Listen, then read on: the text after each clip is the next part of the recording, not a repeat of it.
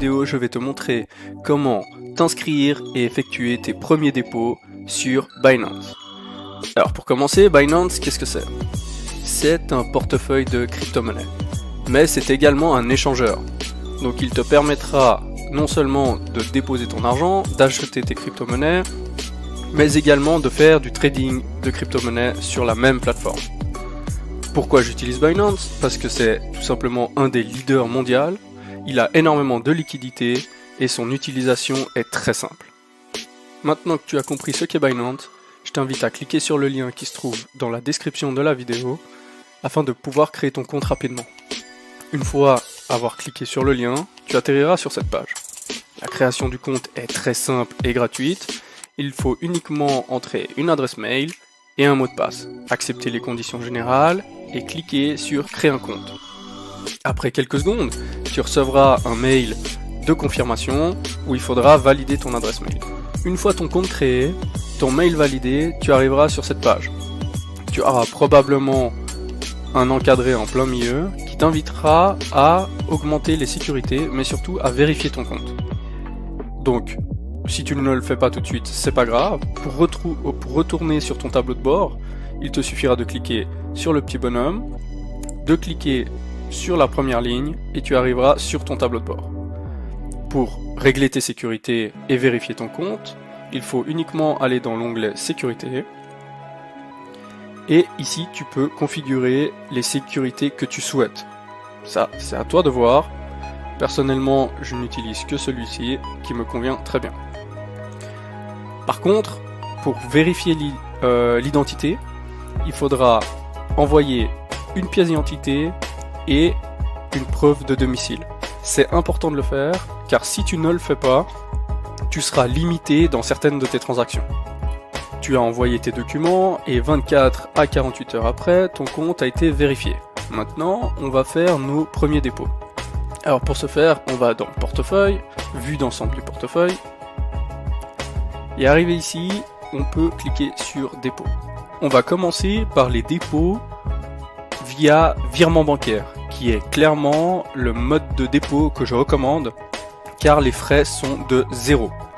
Donc pour effectuer la transaction, il faut juste cliquer sur Déposer des fiat, et on arrive sur cette page. Une fois sur cette page, mais ça sera tout le temps la même chose, je recommande de configurer le compte en euros, c'est-à-dire ici mettre en euros, mettre l'affichage en euros et de virer des euros. Tout simplement parce que c'est la monnaie qui s'échange le plus facilement avec la plupart des cryptos.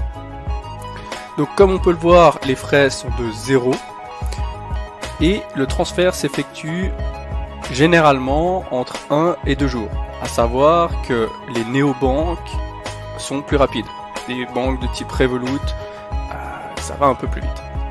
Donc, une fois la monnaie choisie, le virement bancaire sélectionné, on entre le montant souhaité, par exemple 1000 €, et on appuie sur continuer. Voilà.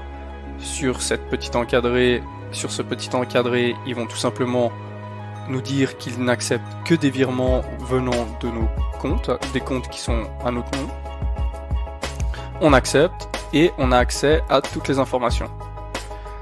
Donc tu cliques sur ces petits boutons pour faire des copier, tu les colles sur ta banque et tu envoies l'argent. C'est tout, voilà, c'est terminé, tu n'as plus qu'à attendre que l'argent arrive sur ton compte. Maintenant je vais te montrer comment effectuer ton dépôt via une carte de crédit. Donc tu appuies sur dépôt, on reste sur déposer des fiat et non pas acheter une crypto. Donc on dépose, on sélectionne toujours euro, mais cette fois à la place du virement bancaire, on vient sur carte bancaire. On peut voir ici qu'il y a les frais de 1,8% à ne pas négliger et on peut entrer le montant souhaité. Donc typiquement pour 1000 €, on voit qu'il y a 18 € de frais et donc on va recevoir 982. Je vais pas te montrer la suite de la procédure car il suffit de cliquer sur continuer et ça va être comme une procédure d'achat standard. Il faudra probablement que tu valides ton achat avec ton téléphone et ensuite l'argent sera transféré sur ton compte. L'avantage, il faut le dire, d'un dépôt avec une carte bancaire ou du moins carte de crédit, c'est que c'est quasiment instantané. Voilà, Maintenant, en fonction du mode de dépôt que tu auras sélectionné, tu auras ton argent qui va apparaître sur le compte principal. Donc dans mon exemple, c'était des euros.